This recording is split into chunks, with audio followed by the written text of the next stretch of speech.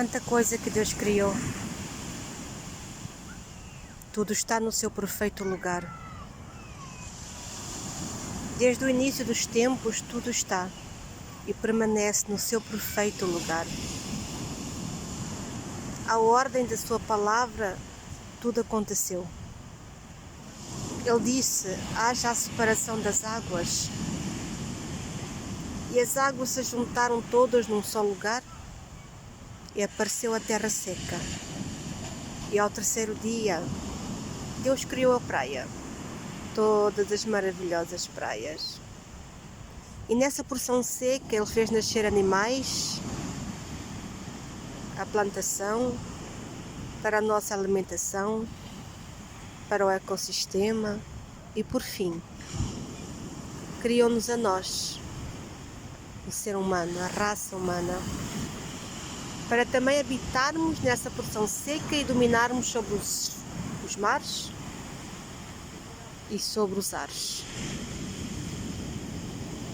Essa foi a sua ordem, essa foi a sua vontade, esse é o seu desejo.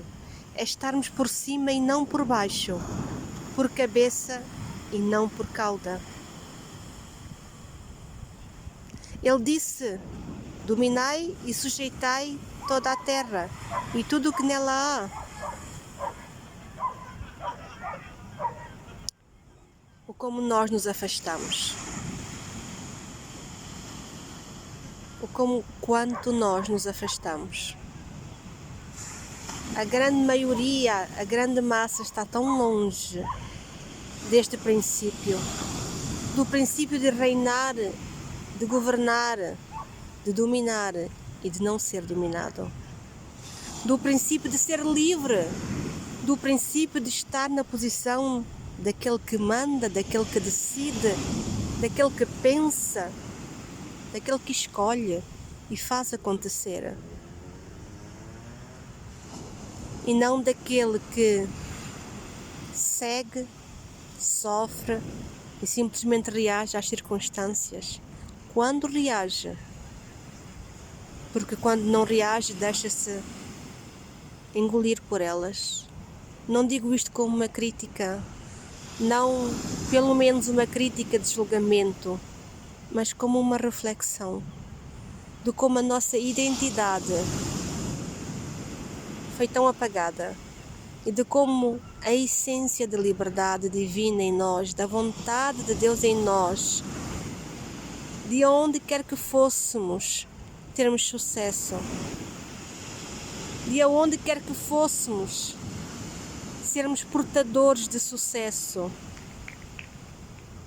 criarmos as nossas raízes, produzirmos os nossos frutos e não de padecer. A vontade de Deus é que nós prosperemos mesmo estando num deserto. E a prova disso é que o povo que foi liderado por Moisés, mesmo estando no deserto, ele prosperou. Nenhuma mulher abortiu, foi uma caminhada de 40 anos. A roupa não envelhecia, o calçado crescia.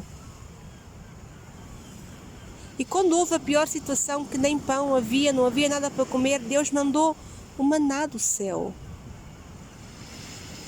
Jesus disse: não andeis preocupados pelo que haveis de comer. Aquele povo, ele viveu essa realidade. Mas ainda assim ele não entrou na terra prometida, na plena vontade de Deus, de ter um lugar para morar com abundância de tudo do bom e de tudo do melhor. Porque essa é a vontade de Deus, que tenhamos tudo do bom e tudo do melhor. Esse povo não viveu essa realidade porque esse povo estava psicológica e emocionalmente afastados de Deus, da realidade de Deus, da essência de Deus. Foram muitos anos de escravidão, 400 anos, geração após geração, a ouvir o som do chicote, a arder na pele, a matar tantos, trabalhos forçados, escravos sem direitos, a comandar, a escolher, a opinar. A nossa mente, ela está preparada para se adaptar. E aquele povo adaptou-se, mesmo não gostando e mesmo clamando para que fosse libertado daquela condição de escravidão. Mas o psicológico e emocional adaptou-se e criou assim um paradigma de escravidão, uma mentalidade de escravo, uma mentalidade de servidor, de quem está por baixo e não por cima. Então, quando Moisés, pelo poder de Deus, os libertou, eles ficaram contentes porque sabiam que não ia mais ter faraó, nem som de chicote, nem pedras para carregar às costas. Iriam para uma terra cheia de abundância, de tudo do bom e do melhor. Mas a verdade é que eles não sabiam lidar com tudo isso. A mente deles não estava preparada para lidar com tudo isso. O emocional deles levou um choque e ficaram com medo. Sim, nós podemos até ter medo do que é bom quando não estamos preparados para ele. Essa é uma dura realidade que a humanidade inteira enfrenta e as grandes massas, elas se curvam diante desse medo. E é por isso que não avançam. O medo até daquilo que é bom. Porque na verdade é o medo do desconhecido. Pode ser algo bom, mas é algo que eu não conheço. E então surgem as dúvidas. Será que vai valer a pena? Meu irmão, minha irmã, meu amigo que me estás a ouvir, vale sempre a pena. Vale sempre a pena correr o risco, lutar, correr mais uma milha, todas as milhas, para sair da escravidão, para sair da opressão, para sair da miséria. E miséria às vezes nem é financeira, mas é uma miséria interior, um vazio das emoções. Emoções cheias de tudo que é nefasto e tóxico, mas não do amor, não da liberdade que só o verdadeiro amor dá. E esse amor só Deus o tem. Então há medo diante do desconhecido, quer ele seja bom ou não. E diante da terra de Canaã, este povo temeu e tremeu, e hesitou e parou. E com muito queixume decidiu não entrar. Mas dois, Josué e Caleb, no meio de uma inteira nação, disseram: não, eu aqui não vou ficar. Fiquem vocês se quiserem, mas eu não vou ficar aqui. Esta não é mais vida para mim. Não é esta a vontade de Deus e eu tenho a plena certeza disso. A vontade de Deus é que eu entre nesta terra gloriosa e coma do melhor que ela tenha. Por isso eu vou. E Caleb disse amém. E Josué disse vamos. E os dois foram. E foram os únicos que numa inteira nação viram, exploraram, desfrutaram e trouxeram consigo a bênção de Deus. Os frutos maravilhosos. Um cacho de uvas era tão grande que em dois tiveram que carregá-lo.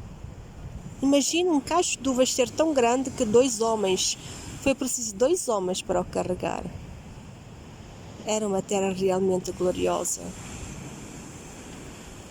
Mas ainda assim uma nação inteira não quis entrar. Por causa do medo. Por causa que a mentalidade deles era uma mentalidade ainda necessitada de cura, de entendimento, de liberdade. Porque nós somos verdadeiramente livres quando somos capazes de fazer o bem, de ver o bem e agarrá-lo, possuí-lo, desfrutar dele e compartilhar ele. Se você é capaz disso, parabéns. Eu me alegro contigo. Você é livre. Mas se você não é capaz disso, de fazer o bem, mesmo sabendo que Ele é o melhor para ti, mesmo querendo Ele com toda a força que está dentro de si, você não consegue fazê-lo, então você é escravo. É escravo daquilo que te domina. É escravo de um paradigma, de uma mentalidade presa nos medos. Medos esses criados pelas circunstâncias que desde o berço você viveu. Eu quero te convidar agora a pensar sobre ti mesmo. A viagem, a melhor, a única viagem, a batalha, a melhor e a única batalha que vale a pena ser vivida é aquela que você deve travar e fazer dentro de você mesmo, à descoberta de si mesmo, se compreendendo a si mesmo, a fim de ser perdoado, perdoar, ser curado, ser liberto das algemas que te prendem e com a plena liberdade de um amor renovado, o amor próprio, a esperança, a fé, a paz, conquistar o melhor que Deus tem para ti. Pensa sobre isso. Você é quem? Nesta história que eu contei, que é uma história verídica, que mostra como uma nação inteira pode estar presa num paradigma, uma condição mental que os leva para um deserto cruel, para um inferno vil. E dois homens que decidiram quebrar essas correntes, decidiram aceitar e enfrentar os medos e conquistar. Esses mesmos dois homens foram os responsáveis pela entrada da nova geração. Os filhos deste povo entraram nessa terra, liderados por estes dois homens, Josué e Caleb. Os pais, os avós, nenhum deles entrou. Ainda bem que os filhos tomaram exemplo, pensaram, aceitaram, quebraram os grilhões e foram. Meu irmão, minha irmã, não é tarde. Você que me está a ouvir aí, não é tarde. Não importa a idade que você tem. Você pode ter uma idade já muito avançada, mas não é tarde. Em seu pensamento, em seu interior, diga não ao que te prende. Seja livre dentro de si. E faça algo, festeje hoje a novidade da liberdade de Cristo em tua vida. Porque para isto, Cristo morreu na sua vida. Ele morreu para que você fosse livre de todo o jugo. Não aceite o jugo de escravidão, nenhum tipo de jugo. Quem é você nesta história? É o homem que se levanta solitariamente contra tudo e contra todos, o único de uma nação, ou você faz parte das massas que vai na corrente da escravidão?